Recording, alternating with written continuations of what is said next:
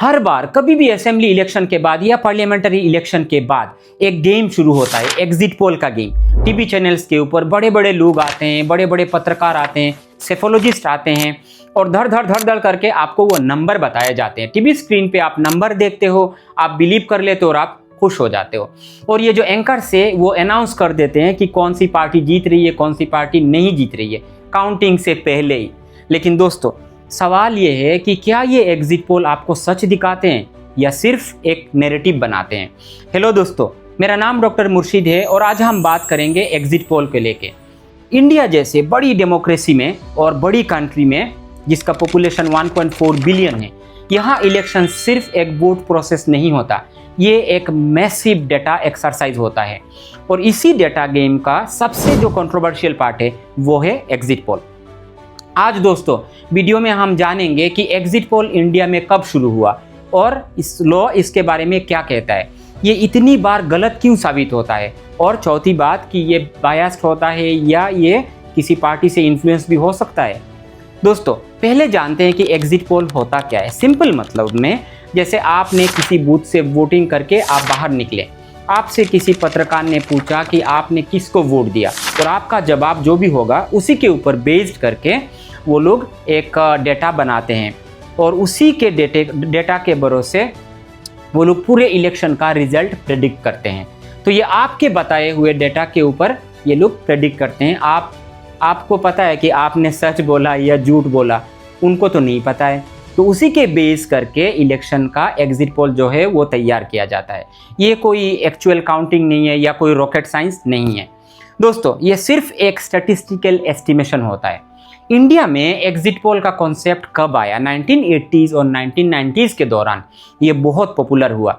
Media का जब expansion होता है 90s के दशक में, प्राइवेट चैनल्स सामने आते हैं और उन्होंने एग्रेसिवली इसको आगे बढ़ाया और यूज़ करना शुरू किया और ये बहुत पॉपुलर हुआ। जैसे जैसे ये पॉपुलर होने लगा, कंट्रोवर्सी और भी बढ़ते गए। इलेक्शन कमीशन का कहना है कि एग्जिट पोल जो है उसका रिजल्ट आप तब तक पब्लिश नहीं कर सकते जब तक इलेक्शन का लास्ट फेज जो है वो ख़त्म ना हो जाए। कारण ये है कि दोस्तों, अगर मान लीजिए फर्स्ट फेज, सेकंड फेज के बाद, और इलेक्शन 5 फेज का है, फर्स्ट फेज, सेकंड फेज, कभी भी उसके बाद आपने एक प्रेडिक्शन या एग्जिट पोल आपने बना दी, तो इसका असर हो सकता है अगले फेजेस पे और ये एक पैटर्न बना सकती है किसी भी पार्टी के लिए। इसलिए वो मना है कि अब लास्ट फेज के इलेक्शन से पहले उसको पब्लिश नहीं कर सकते। अब सवाल ये कि दोस्तों, क्या एग्जिट पोल एक्यूरेट होते हैं या एक्यूरेट नहीं होते? कभी होते हैं और कभी नहीं भी होते हैं, कभी बिल्कुल भी नहीं होते। इंडिया में एग्जिट पोल का ट्रैक रिकॉर्ड मिक्स होता है। 1.4 billion population, different culture, different religion, different identity, language, बहुत सारे फैक्टर से कभी कभी रिजल्ट करीब करीब सही भी हो जाता है और कभी कभी बिल्कुल ऑपोजिट होता है। ये एक एग्जैक्ट साइंस नहीं है, ये ज़्यादातर प्रोबेबिलिटी और सैम्पलिंग के ऊपर डिपेंड करता है। एक सैम्पलिंग गेम है एक्चुअली। अब ये देखते हैं एग्जिट पोल क्यों गलत होता है दोस्तों। जैसे मैंने बताया, इंडिया का ये डाइवर्स फैक्टर है। एक सैंपल सबको रिप्रेजेंट नहीं कर सकता। वोटिंग ऑनेस्टी की भी मामला है। जैसे आपको पूछा गया आपने किसको वोट दिया, तो ज़्यादातर लोग इसको सही भी बताते हैं, गलत भी बताते हैं। तो ये एक ऑनेस्टी का भी मामला है। उनको क्या डेटा मिलता है, आपके कहे हुए डेटा के ऊपर बेस्ड करके वो एग्जिट पोल बनाते हैं। फिर कुछ साइलेंट वोटर भी होते हैं, जैसे कुछ नहीं बोलते, चुपचाप वोट डाल के आ जाते हैं, उनका बहुत बड़ा एक फैक्टर होता है। तीसरे चीज़ होते हैं, जैसे कुछ लोग होते हैं लास्ट मोमेंट पे वो अपना डिसीजन बदल देते हैं, ये होते हैं कि स्विंग फैक्टर। तो ये 3-4 चीज़ें हैं जो इलेक्शन प्रेडिक्ट करना हमारे लिए इंडिया में बहुत मुश्किल हो जाता है। अब ये देखते हैं, अगर इंडिया में इतना मुश्किल है, यूरोप, अमेरिका में जो प्रेडिक्शन किया जाता है, जो ओपिनियन किया जाता है, वो उतना एक्यूरेट कैसे होता है? हमारे यहाँ नहीं होता। वो इसलिए कि वहाँ ज़्यादातर जो है स्टेबल पैटर्न रहता है। आप अंदाज़ा लगा सकते हो ओपिनियन पोल के ऊपर। बेटर डेटा होता है उनके पास, पॉपुलेशन जो है वो ज़्यादातर होमोजेनस होता है और लोग ऑनेस्ट रेस्पॉन्स देते हैं। वो ज़्यादातर, ये उनको पूछो किसको वोट दिया, वो बता देते हैं, वो इसमें कोई हिचकिचाते नहीं है। तो वहाँ ओपिनियन पोल ज़्यादातर एक्यूरेट होता है और सही भी होता है। लेकिन हमारे यहाँ बहुत कॉम्प्लेक्स होता है, इसलिए प्रेडिक्शन थोड़ा डिफ़िकल्ट हो जाता है। अब सबसे बड़ा सवाल ये है कि क्या एग्जिट पोल न्यूट्रल होता है? अब आज के दौर में ये थोड़ा मुश्किल है कहना। ज़्यादातर इंडियन मीडिया जो है आज गोदी मीडिया बन चुकी है। इंडी टीवी को देख लीजिए, वो मेन स्ट्रीम न्यूट्रल मीडिया था कुछ साल पहले, और जब अदानी साहब ने इसको खरीद लिया, अब एनडीटीवी का रिपोर्टिंग आप देखिए कैसे चेंज हो गया पैटर्न। और इन सब का रिजल्ट ये है कि दोस्तों ज़्यादातर जो एग्जिट पोल है वो परसेप्शन बनाने लगते हैं, आप प्रेडिक्शन कम ही करते हैं। इसका एक एग्जाम्पल देख लेते हैं, 2024 का लोकसभा इलेक्शन। एग्जिट पोल ने बीजेपी को स्ट्रॉन्ग मैंडेट दिया, अब की बार 400 पार। एग्जिट पोल में भी दिखा गया कि गोदी मीडिया का पैटर्न जो है वो उसी से मिलता जुलता है, सरकार के जो नारा है उससे ही मिलता है। और फाइनल रिजल्ट क्या आता है?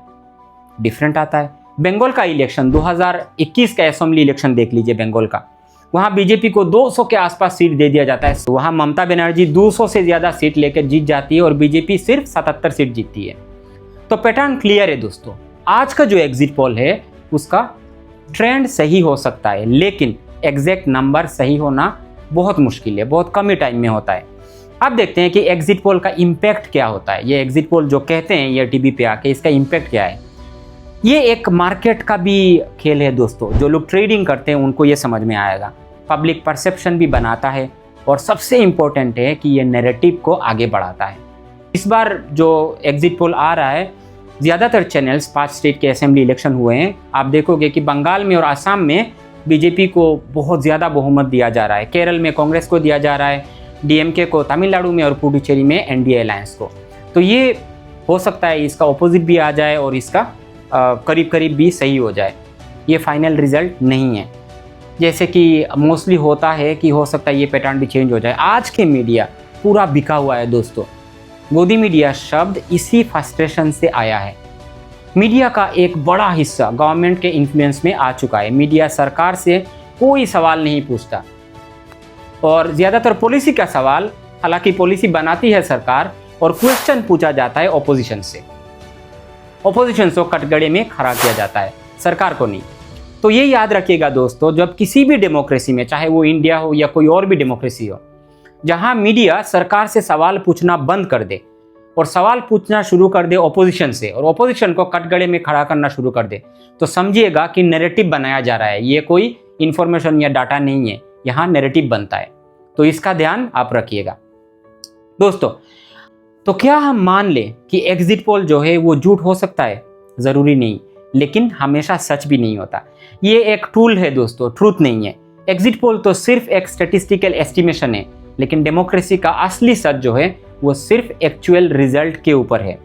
तो अगली बार जब आप एग्जिट पोल देखो तो एक सवाल ज़रूर पूछना, ये डेटा है या नैरेटिव है। कमेंट करके ज़रूर बताना दोस्तों आपको मेरा वीडियो कैसा लगा। अगर अच्छा लगे तो इसको कमेंट, शेयर और लाइक कर दीजिएगा, और मेरे यूट्यूब चैनल्स को सब्सक्राइब कर दीजिएगा। नीचे मैंने कमेंट बॉक्स में लिंक डाल दिया है। जय हिंद दोस्तों।